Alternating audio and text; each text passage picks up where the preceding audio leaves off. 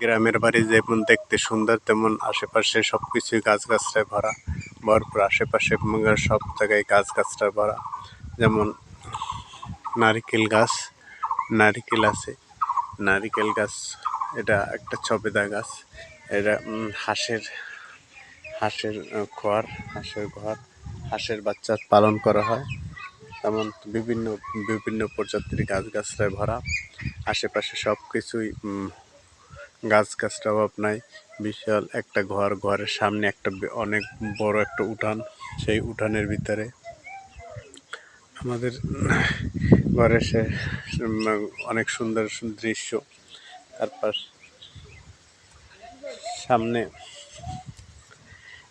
সামনে বিশাল এক পুকুর, পুকুরের ভিতর অনেক মাছ,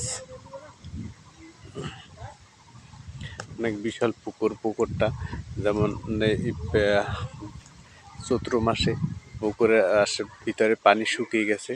যেমন আবার এই হাঁস আশেপাশে সব কিছুতে গাছগাছড়ায় ভরা।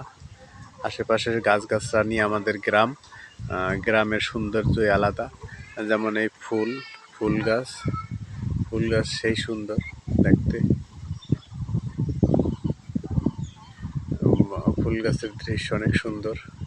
তারপরে এই গাছগাছরা আশেপাশে সবকিছু নিয়ে আমাদের গ্রামের সৌন্দর্যটাই অনেক সুন্দর।